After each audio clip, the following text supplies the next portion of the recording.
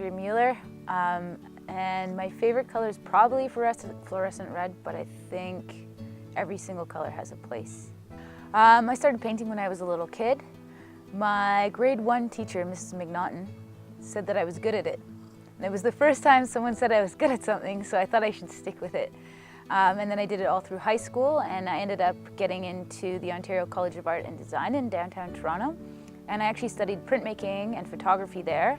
And I've only actually taken my first painting course this summer. Well, I like to dabble, so I think when you're a dabbler, you try to experiment with different mediums, and then you end up having a focus in one direction or another. I think schooling helps you to be able to experiment. It's nice to bounce ideas off other creative people, and it's nice to be in an environment where there's so many creative people as well. Kind of forces you to look a little bit more internally at what you're doing, and also you're influenced by what everybody else is doing around you. It's just fun. When I'm painting, I usually actually start out, a lot of the time it's a little bit forced to get the first kind of,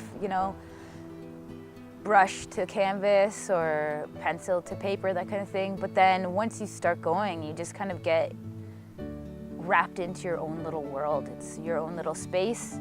And, all of a sudden it's 1 o'clock in the morning, 2 o'clock in the morning, and you don't even realize you've been painting for that entire time, or you've been, working on a weaving or doing some printmaking, whatever it is that you want to do. So yeah, when I'm painting, creating of any kind, I just kind of get lost in it. My favorite thing to paint is when I start a painting. I love starting a painting. It is the best part, because that's when you can be the most free. I usually paint with my hands, which I know you're not supposed to do, but I do it.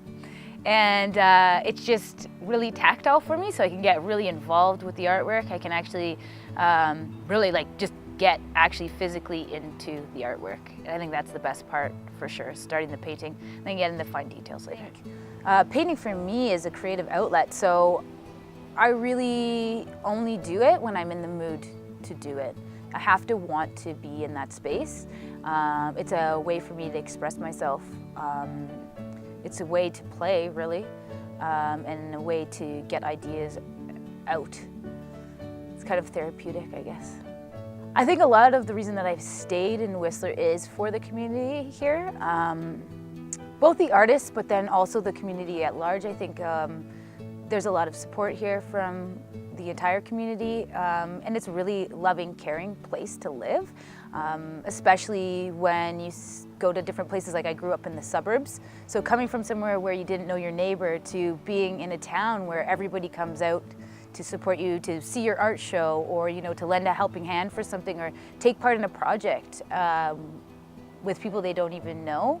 I find that a reason definitely to stay in this town. And then the artist community is pretty close-knit as well, and I think they're all very supportive of new people and trying to work together to put on different events and different shows together.